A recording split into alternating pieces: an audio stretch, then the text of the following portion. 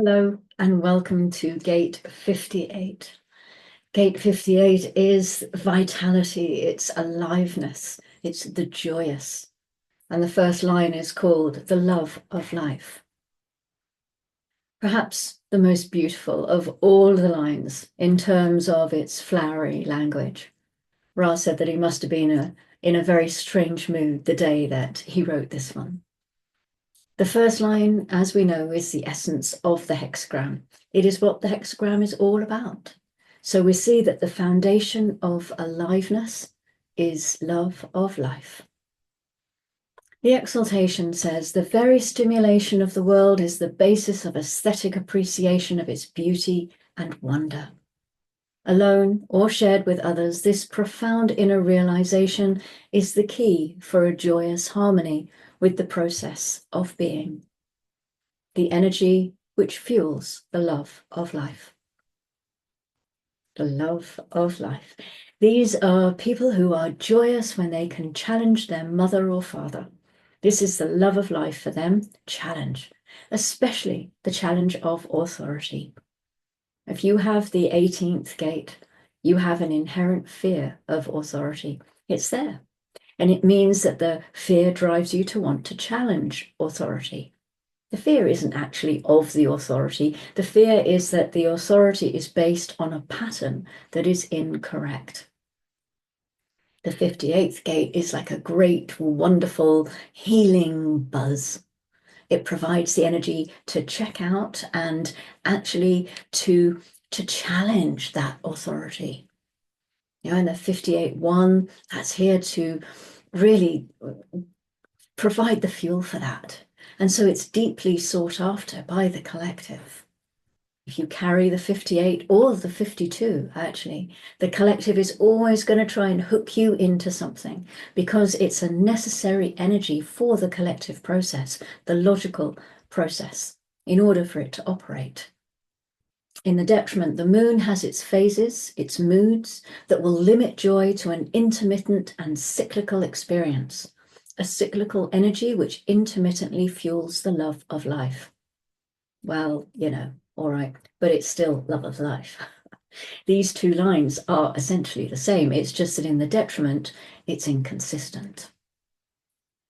When a 58-1 smiles, wow, they have a smile like nobody else. It's an unusual smile. It's a bit like the 37 smile. The 37 smile is distinctive. It's the gate of the mouth, after all. The 58-1, they have a smile. It's almost a smirk. It's saying, I have the juice to knock you off the table, baby. The energy in the root center is not aware.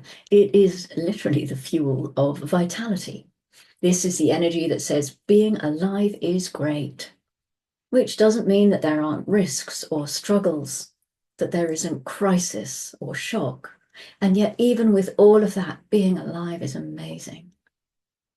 Without this vitality, this pure love for what it is to be just filled with life itself, there's not sufficient energy to deal with correction. This is the fuel for the channel of judgment and the fuel to challenge authority. The love of life is to challenge any authority in which the pattern is incorrect. It is difficult to bring logic to manifestation. This energy is so stimulated by life that it really has within it the potential to offer this service to the collective so that correction can take place.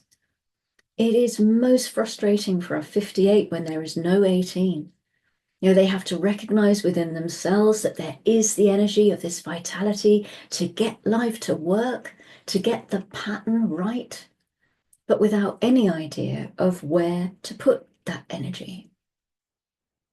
This energy is essential. If you are involved in any kind of logical work and you don't have an 1858 around, it's going to make it very difficult to go beyond the blah, blah, blah stage into the doing stage. Without this energy, logic gets caught in philosophical debate. We end up with committees for everything and subcommittees to pick up on the things that the committees didn't do, and a further committee to oversee all the other committees.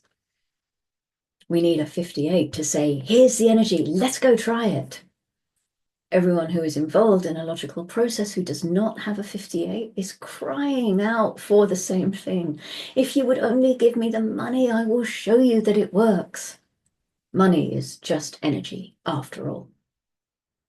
Logical people spend a lot of time running around saying, hey, look, if you finance this project, it's going to work. It's going to be brilliant. It's going to benefit everybody. They're all desperate for that energy. We have lots of committees and only one gate that brings this possibility to truly experiment and to see clearly that something can work and that the challenge of authority has been valid.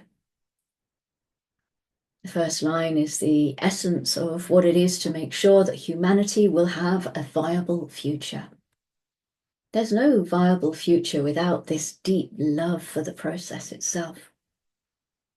But this energy points towards the splenic center. It is this pointing at awareness that is deeply rooted in fear, the fear that life will fail, that it will not work, that we will be overwhelmed by the broken patterns. They will destroy us, that an authority that is misinformed or poorly devised is going to control us, and it won't work.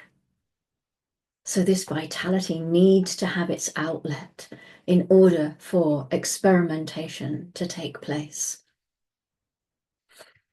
And the grounding through this sun's transit in gate 58 is gate 52. It's another root gate, of course. It's the same circuit, the same center. So there's this inherent support that comes through. Gate 52 is called Keeping Still Mountain, the gate of inaction. And the first line is called Think Before You Speak. Gate 52 has the capacity not to be distracted. It is a gate in a circuit that doesn't have much energy. And so it knows not to waste energy or resources.